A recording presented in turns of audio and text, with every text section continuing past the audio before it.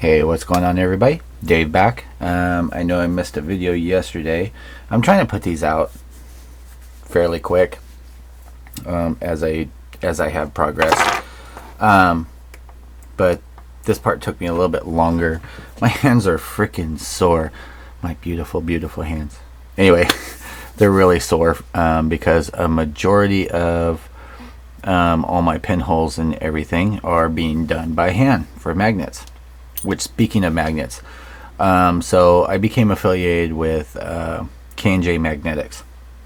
If you look down in the bottom right below here, there'll be a link to them, and with that link I actually put and I'll update it monthly as they give out discount codes, but this month is Happy 2014 for a $5 discount on orders of $35 or more. They're the only place that I get my magnets, and I've actually been getting a lot of emails and questions on what size I use. Majority of the ones that I end up using are these, and I don't have enough light up there. These are under their surplus, and they're 3mm by 1.5mm, I believe.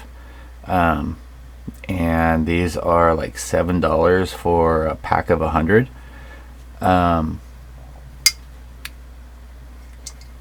a majority, if you're looking for certain sizes, an 1/8 by 1/8 works out perfect.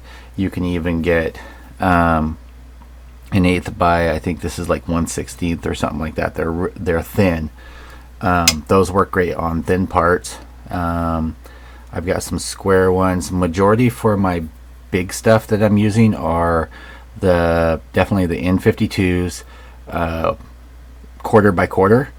Those work out perfect.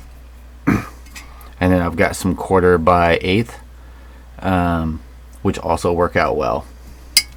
Now the best way when you're placing the magnets is, because you'll notice I have a ton of them, you can do like a piece of metal on one side and a magnet on the other, but for maximum hold I would suggest doing it magnet to magnet. There are even a couple of kits. I have some round ones here that you can put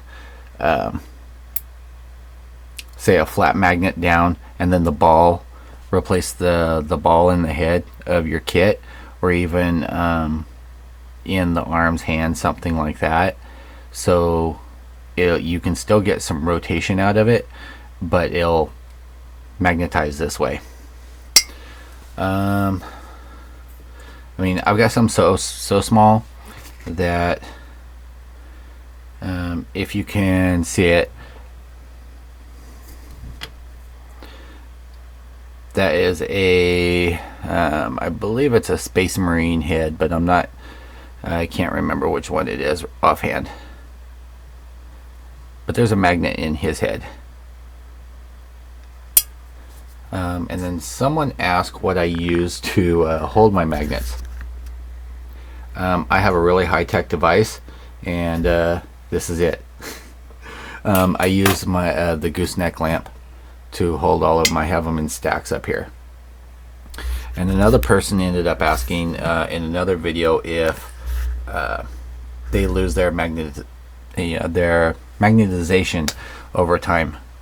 I have never had an issue with the K&J Magnetics. I know some of the cheapy, like from China and stuff, after a while will lose some of its magnetic properties, but I have never had an issue, and I've been using their magnets for a couple years. In fact, one of the people that turned me on to it is Clemente over at Gamera Benray.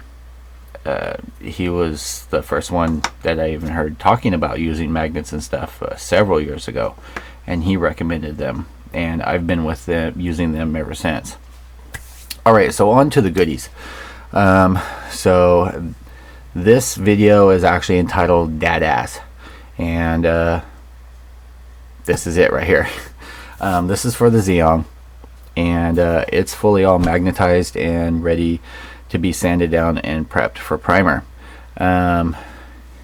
in this section alone, we have 2, 4, 5, 6, 7, 8, 9, 10, 11, 12, 13, 14, 15, 16, 17, 18, 19, 20, 21, 22 magnets just in this one alone.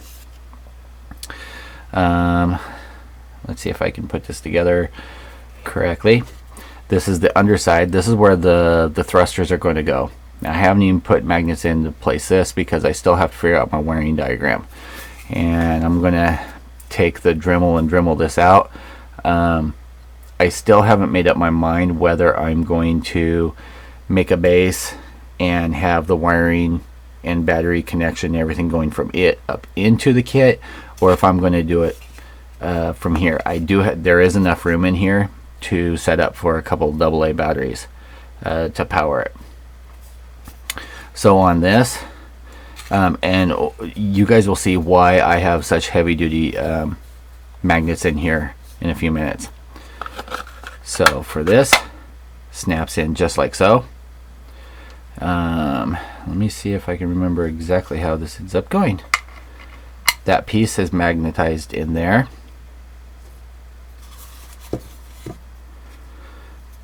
This one gets magnetized in there. That magnetizes on like so. On the top side, we have that one, that one. Oh yeah, I forgot. Down in here, we have that one and that one.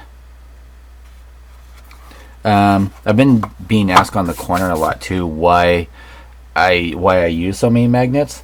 And for me, it's a lot easier, especially when you're trying to separate for paint.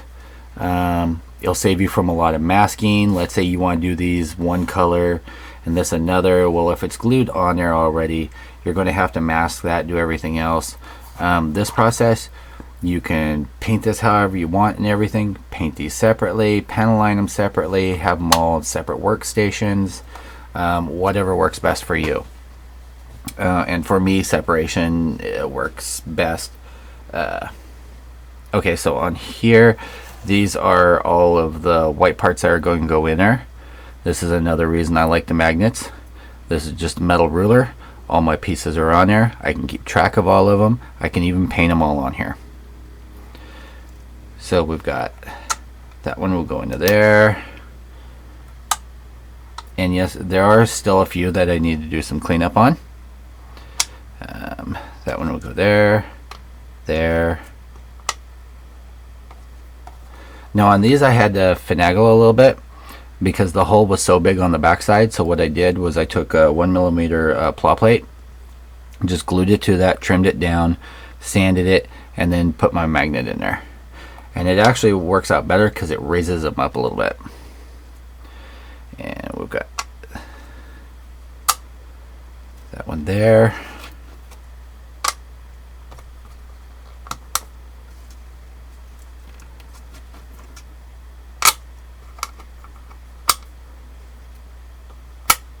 There.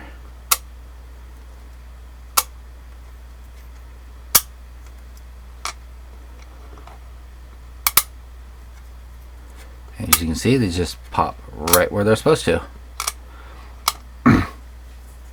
And to remove them, it's really simple. I just take a bigger magnet, bigger than what they're stuck in, put it on the backside, and it lifts right off. Okay, so there's that. Now I do still need to do the hinge and the hatch that folds down on here. I haven't done that yet. All right. So let's adjust this. All right. So here is this big boy. And I'm gonna lower this down a little bit. So up under here there's a lip, and I mounted a magnet on the underside right here. So what's going to end up happening is just like so, and it snaps right into place. So I'll take that off because that still hasn't been magnetized or anything. Lift that off, and there you have that. In fact, you can see that is strong enough.